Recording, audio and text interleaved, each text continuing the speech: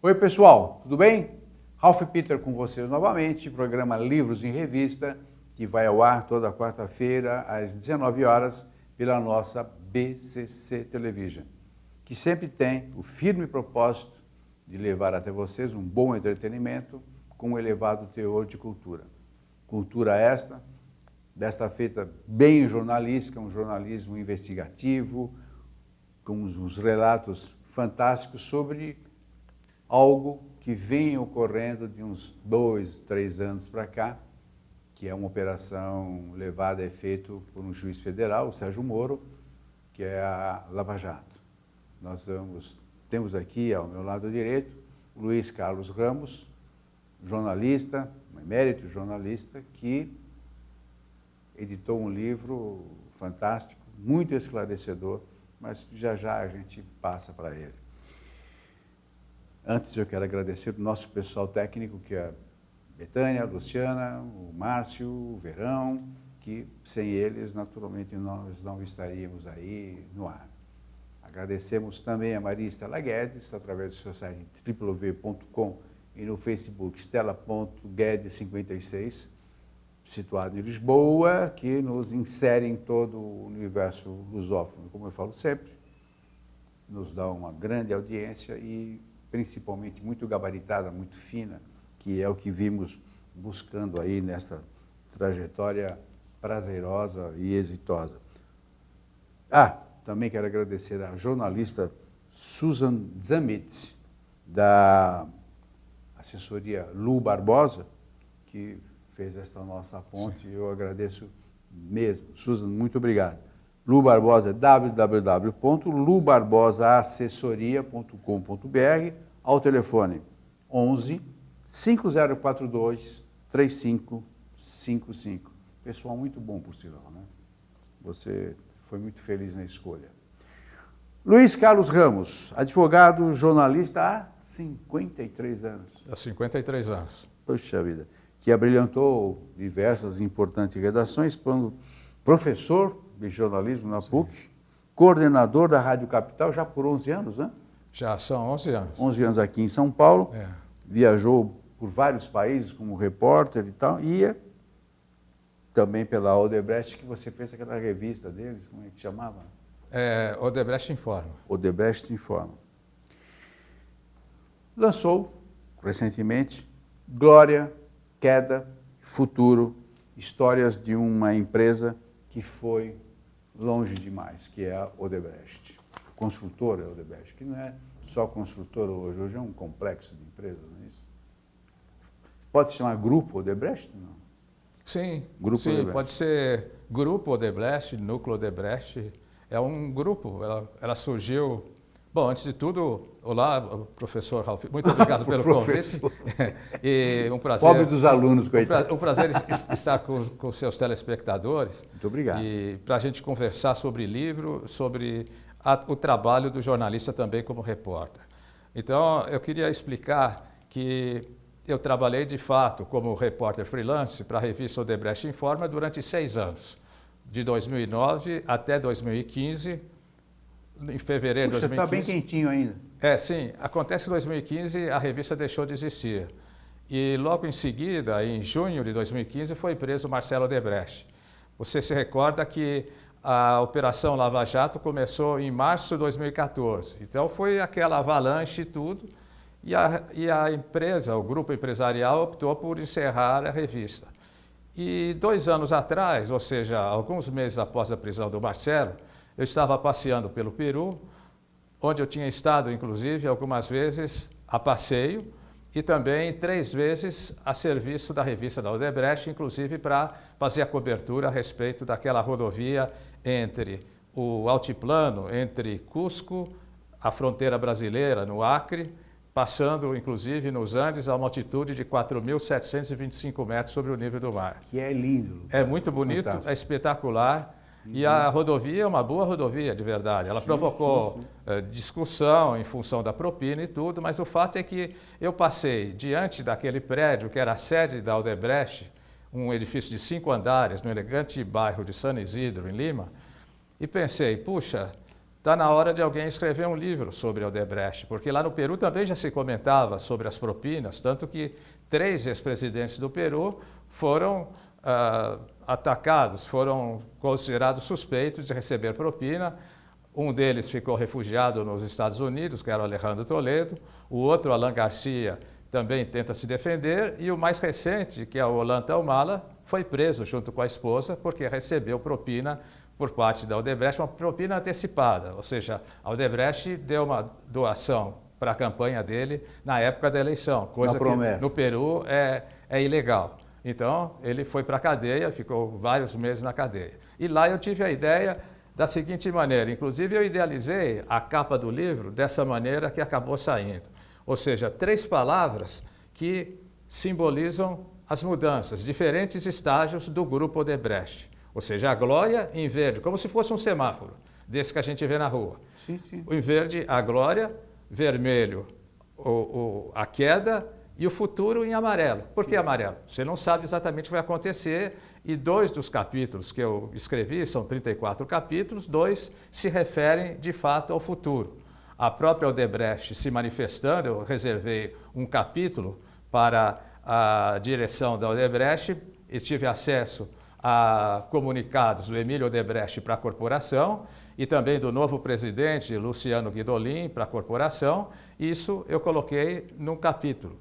Eu procurei fazer uma obra independente, isso desde o início eu pensei, para não sofrer a interferência da própria Odebrecht, que é poderosa, tem um bom poder de fogo sob o ponto de vista político e econômico. Apesar de estar com uma dívida enorme, ter sofrido um desgaste, ela continua grande, ela tem condições de sobrevivência. É a pergunta que normalmente se faz. E agora? Como é que fica? Com o nome sujo, tendo perdido também metade da corporação. Eram 180 mil funcionários, hoje são apenas 80 mil. Que ironia, como é que fica? Apenas 80 mil. Né? Apenas ironia, 80 né? mil. Que ironia. Com obras em 23 países simultaneamente. Ainda em andamento? Muitas ainda estão em andamento. Outras foram paralisadas em países caóticos, como é o caso da Venezuela. Então fica difícil. Mas o fato é que ainda é uma grande corporação e tem, em princípio, não digo tudo para sobreviver, tem boas condições para sobreviver, desde que coloque em prática as mudanças que ele se propõe a fazer. Não só ele se propõe, isso foi uma imposição da Justiça de 3 países a partir de dezembro de 2016. Os 3 países são Brasil, Estados Unidos e Suíça. Então, a Odebrecht pagou uma multa, naquela ocasião, de cerca de 80 bilhões de reais. Ficou bilhões. Nossa. Naquela altura, de 8 bilhões. 8 bilhões. Eu tinha falado 8, na verdade, 8 bilhões. Aí o que aconteceu? Desculpe, essa multa foi paga para quem? Para os 3 governos. Os 3 governos. É algo proporcional. É mais para o Brasil, um pouco para os Estados Unidos, porque teve obras também nos Estados Unidos e negócios da Braskem, que é uma empresa de petroquímica ligada à Odebrecht, e também para a Suíça. Pois bem, além disso, ela ficou de publicar um anúncio nos principais jornais, um anúncio de 2 páginas, e publicou no final de 2016, no Estadão e na Folha aqui em São Paulo, e no jornal O Globo do Rio de Janeiro. De que maneira? Ela pedindo desculpas. O título é Odebrecht errou. E ela se propõe a fazer 10 coisas. Mudar o comportamento e tudo, ter um conselho dentro da empresa para policiar com relação à ética. Um conselho independente. E tudo isso, só que isso foi também uma imposição da própria justiça desses 3 países, Estados Unidos, Suíça e Brasil. E a partir disso, então, eles estão com um presidente que assumiu em maio, que é o Luciano Guidolin, jovem, porém com experiência, e o Marcelo Odebrecht, tendo sido libertado em Curitiba em dezembro, ele vai continuar longe do contato com o Odebrecht. É uma imposição feita pela própria justiça. Ele não poderá ocupar cargos. Ele que acabou confessando as coisas ilegais. Abriu a caixa. Abriu a caixa. Não, ele e o pai, e o Marcelo. Se não ao todo, mas abriu. Isso. Né? Não se pode dizer que é uma suspeita. No jornalismo e também na literatura, nós costumamos policiar as nossas palavras. Então tem aquela questão, puxa, enquanto a pessoa é presa, está com um revólver na mão, consta que matou, mas por enquanto é um suspeito. A justiça só é criminoso depois que é condenado pela justiça. Nesse caso específico, não. Houve uma confissão pública. Por que pública? Porque foi dirigida ao juiz Moro, aquela delação premiada, então todo mundo viu no Brasil... Na presença do seu advogado, né? Isso, exatamente. E todo mundo viu o Marcelo falando e o Emílio Odebrecht falando, como se estivesse conversando com o telespectador. Sem pressão, né? Sem e contando pressão. tudo aquilo que fizeram. E tudo a partir da delação de uma funcionária que havia dentro da Odebrecht, chamada Maria Lúcia, uma pessoa simples, mas que acabou mostrando que havia o tal departamento da propina. Aquilo foi a ponta do tapete para se levantar e descobrir o que estava acontecendo. E, em princípio, isso não é segredo para o telespectador que acompanhou todos esses acontecimentos, desde a prisão do Marcelo até recentemente.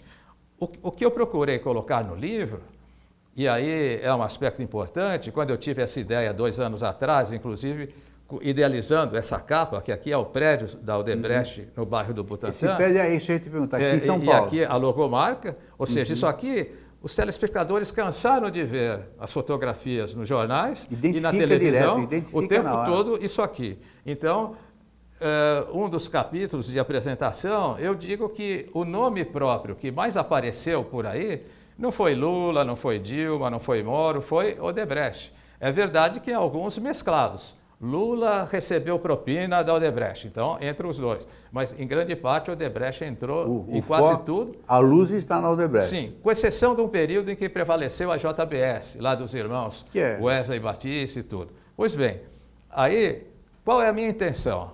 Certamente você deve estar pensando nisso, que é o seguinte, é mostrar para o cidadão comum que não é ligado nem ao Odebrecht e nem a partidos políticos que começam a criticar a Lava Jato, e eu, particularmente, eu acho que a Lava Jato veio para o bem, embora alguns juízes exagerem um pouco. Alguns desserviços.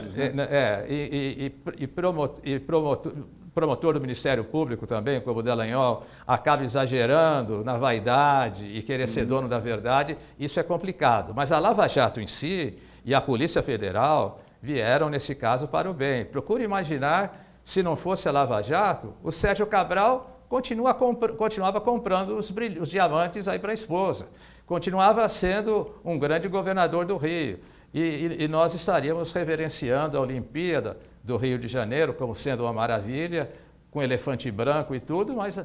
Em todos os lugares. Tudo, em todos os lugares. Rio, né? E Copa do Mundo, inclusive, também, com 12 estádios, que muitos deles eram desnecessários, e assim por diante. Então, a intenção básica é mostrar como essa empresa surgiu, como ela cresceu, como ela teve algumas dificuldades, e até chegar no momento da queda, no momento, de fato, dessa crise, e lançar também, como eu disse, a questão das perspectivas.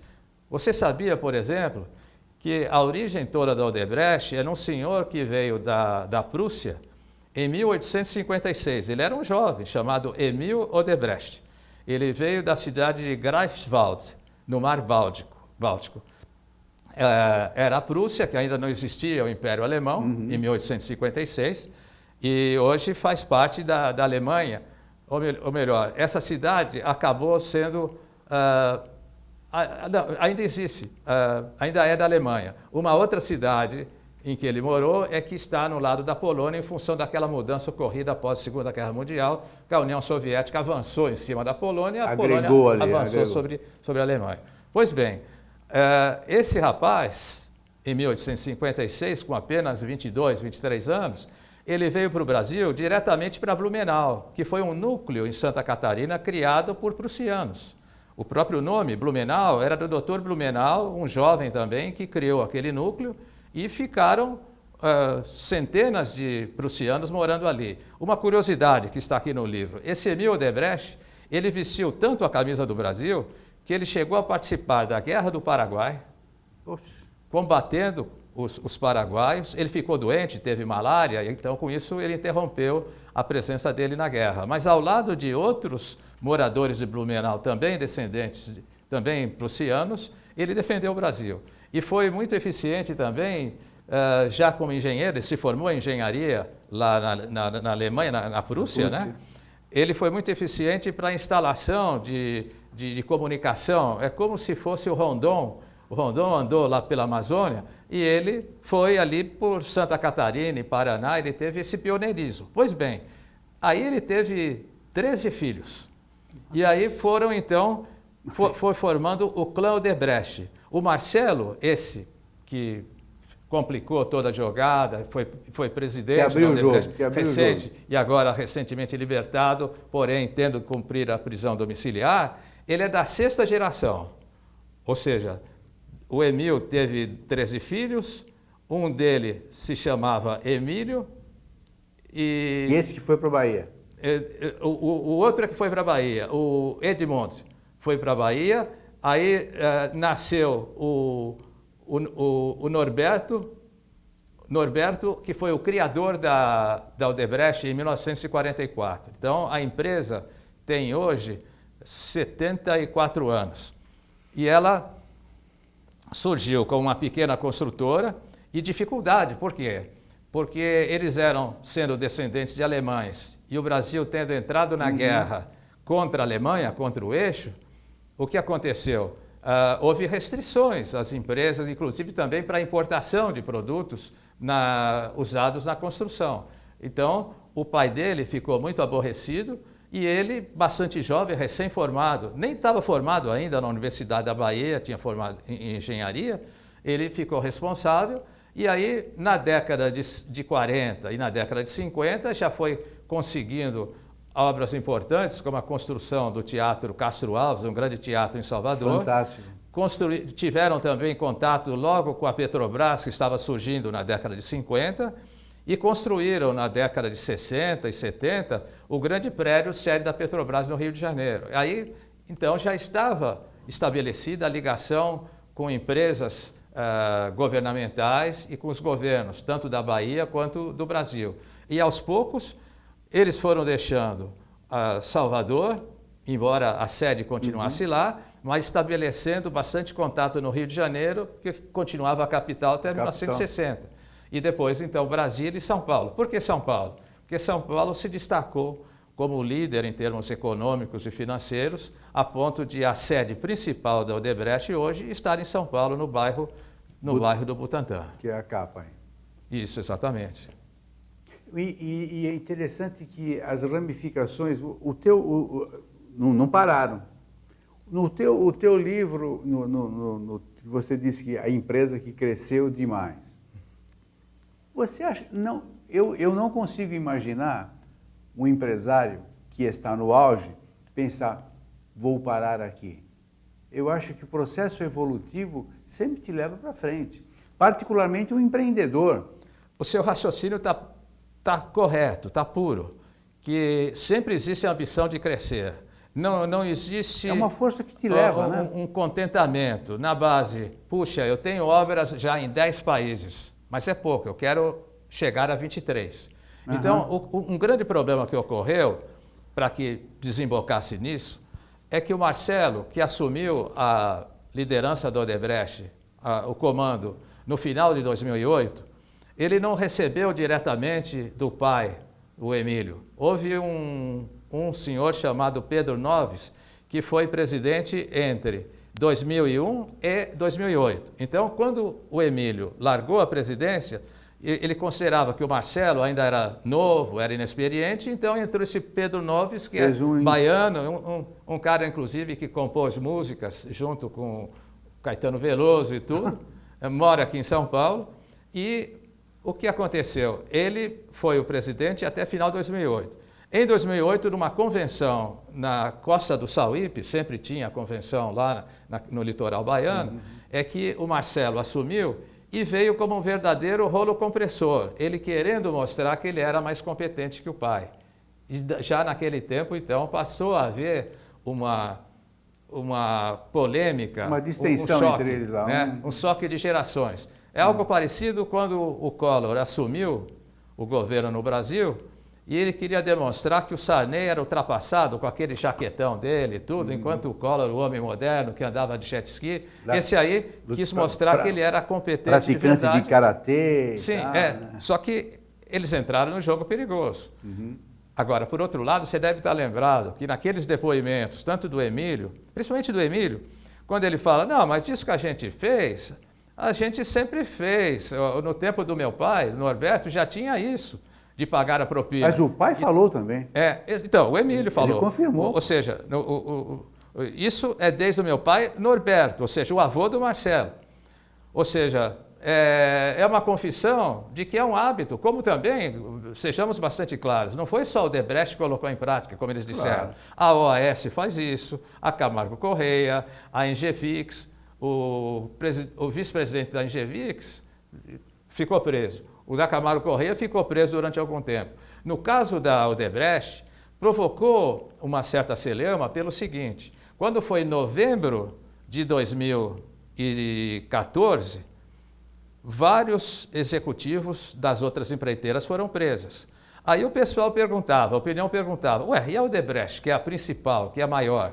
Até que finalmente foi pescado um peixe, um peixão, que foi diretamente o presidente, ele foi preso, junto com outros executivos, como o Alexandrino Alencar, que era amigo do Lula, era o lobista, né, que inclusive viajava muito para Angola. Angola era um dos países, um dos maiores clientes da Odebrecht, assim como a Venezuela, do Hugo Chávez. Então, o que aconteceu? Com a prisão dele, é que a coisa ficou bastante clara, mas durante algum tempo o Marcelo resistiu nos interrogatórios diante do Moro, ele resistiu, proclamava que ele era um cara sem problema, que não havia cometido nada de ilegal, ou seja, era inocente. Total, honestidade no entanto, de repente, a secretária deu com a língua nos dentes e deu no que deu. Derrubou o castelinho de carta. E derrubou tudo. Mas no meu livro, ao demonstrar o que a Odebrecht fez de bom, quando eu trabalhei para a revista, eu posso garantir para você, com toda sinceridade, para os seus telespectadores, que nesses 6 anos que eu fiz reportagem para a revista, entrevistando engenheiros, indo a obras, e tirei fotos que estão aqui, as fotos que estão no final do livro, são todas tiradas por mim. Eu procurei não avançar em material da própria Odebrecht e posso garantir... É material genuíno, é teu, né? Sim.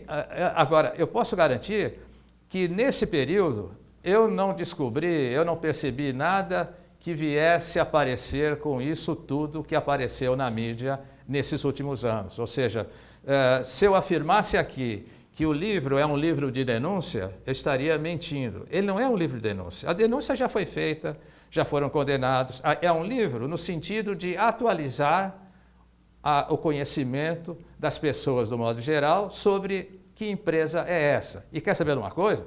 Uma empresa competente.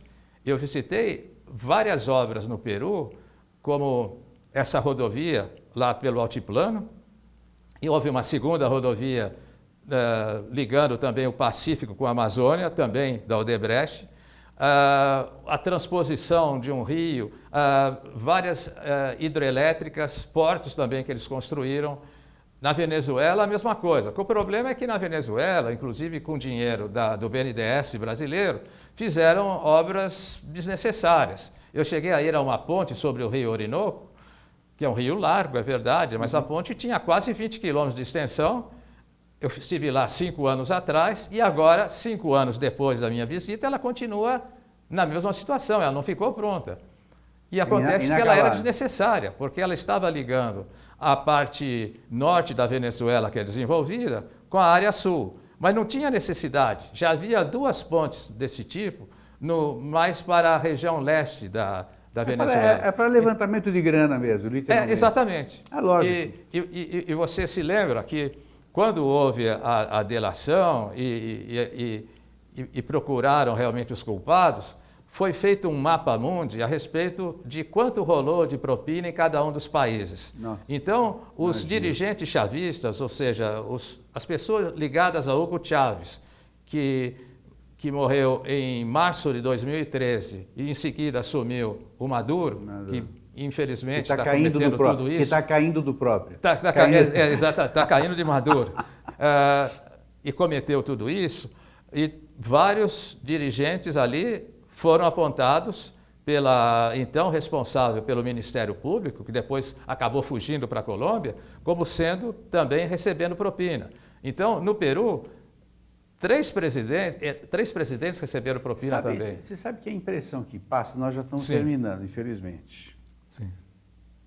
Com a tua promessa de retorno, tá? Sim. A impressão que dá, sem querer quebrar o galho dos Odebrecht ou das outras Sim, construtoras. claro.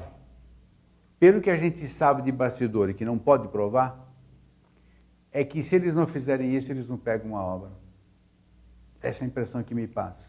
Ou Então, seja, eu sou, sem querer justificar, sem querer abonar. Mas você se eu tá não certo. faço isso, eu não pego a obra. Ponto e basta. Você está certo. Depois vira um costume. Pô. Essa sua frase é parecida com a frase do Emílio Odebrecht, chegou a usar isso, que sem esse esquema não dá nem para assentar um tijolo. Ou seja, eu não tinha ouvido isso, mas é preciso. É o meu feeling. É do preciso dia a dia. pagar o pedágio. E aí, então, é que entra eu tenho 2 capítulos que eu dedico à tradição da propina no Brasil. Fica difícil saber quando, mas tem uma fronteira que a gente se lembra bem, a respeito do governo Adhemar de Barros em São Paulo. Ele Rouba mais fácil? Rouba mais fácil. Pioneiro rouba mais fácil. E, na verdade, ele fez muita coisa. Ele fez o Hospital das Clínicas, havia Anchieta, havia Anhanguera, e ele foi governador pela primeira vez, ele foi interventor no tempo da ditadura Vargas, em 1938 até 1941. Então, realizou muitas coisas. Mas já naquele tempo ele era o homem da caixinha. E naquele tempo não existia, o termo propina não existia, era bola. E por que eu sei disso também? Por um motivo muito simples. Aqui nessa página tem uma foto em que eu apareço com 6 anos de idade. É uma foto no Anhangabaú. No Anhangabaú... Foi ele que fez, né? Ele desbravou, o buraco do Adhemar. O buraco do Adhemar, por uma coincidência, foi construído por uma empresa. Meu pai era engenheiro, meu pai era um dos sócios da construtora. Mas a empresa dele, eu tenho certeza, não pagou propina. Tinha a Companhia Melhoramentos, lembra que fez o Anhangabaú? Sim, exatamente. E acontece que, nesse período, eu comecei a me interessar, com 6 anos de idade, eu acompanhava ouvia, né? as viagens do meu pai, também pelo interior e tudo, então comecei a entender. O meu pai chegava triste em casa, porque ele ia para as licitações, para abrir os envelopes das propostas, ele voltava triste e dizia, não deu, porque o adversário pagou bola. Então, bola era o sinônimo da propina, do suborno. A famosa gorjetinha, né? E aí, mais 10%. Mais recentemente, você teve o Paulo Maluf, que vive dizendo que não tinha dinheiro na Suíça e tudo, mas ele foi condenado pela Justiça da França, Justiça dos Estados Unidos, e não pode sair do Brasil. Foi condenado também no Brasil. É igual o Paulo Del Nero, Marco Polo Del Nero. Imagina de só o Marco Polo Del Nero, que não sai do Brasil há 2 anos e meio. Ele fugiu da Suíça, porque o Zé Maria foi preso, e recentemente ele não apareceu nem mesmo na entrega do troféu para o Corinthians, campeão, e nem mesmo na entrega dos prêmios para os melhores do ano lá no Rio de Janeiro. É um fascínio, né? Bom, vem cá, estamos terminando mesmo, infelizmente. Você continua com algum liame com a família Odebrecht ou já isso é uma coisa Não. É o seguinte, quando cessou a revista, que foi em fevereiro de 2015, eu me desliguei por completo porque eu era freelancer, ou seja, eu trabalhava a cada edição na revista a cada 2 meses. Eu apenas fiquei amigo de vários outros jornalistas freelance, inclusive quando eu lancei o livro em Brasília, eu reencontrei 2 desses que estão morando em Brasília e fiquei amigo também de alguns que trabalham de maneira efetiva na comunicação da Odebrecht, que são muito competentes. Um deles, por exemplo, é o jovem Zacarias Júnior. Não, e você, desculpe te interromper, mas você cita no teu livro que as pessoas amam a empresa. Não há dúvida. Eu entrevistei engenheiros, tanto em Angola, quanto em Rondônia, Maranhão, Rio de Janeiro, Brasília, engenheiros que estão na Odebrecht há 35 anos e que amam a Odebrecht. Sim. Entrevistei também um senhor que criou o projeto Programa Acreditar, para utilizar a mão de obra local, preparando a mão de obra local em Rondônia, em Porto Velho, para a construção da usina hidrelétrica de Santo Antônio. É um negócio maravilhoso. São desbravadores. O nome dele é Antônio Cardilli. E ele tinha lá na mesa dele uma medalha para cada 5 anos que ele completava na Odebrecht. Então ele estava com 5 medalhas e todo feliz de tudo. Né? Meu caro, você vai... Um segundo para responder. Você é radialista, você sabe como que funciona. Claro. Vai continuar você vai se especializar em jornalismo investigativo ou não? Sim, é uma boa pergunta. Eu diria que o jornalismo que eu coloco em prática já é investigativo. Muita gente acha que investigativo é aquele que só entra no aspecto policial. Não é. Não, Quando você está é fazendo uma biografia, uma biografia lógico. É investigativo. Claro. E eu posso te garantir que eu gostei muito de entrar nesse campo e eu quero escrever biografias. E o fez muito bem, por sinal. A gente lê... Obrigado. Não, de fato, desculpe de novo o corpo presente, mas a gente começa a ler e eu percebi uma coisa muito interessante, que faz parte do teu perfil pessoal, inclusive profissional, a isenção.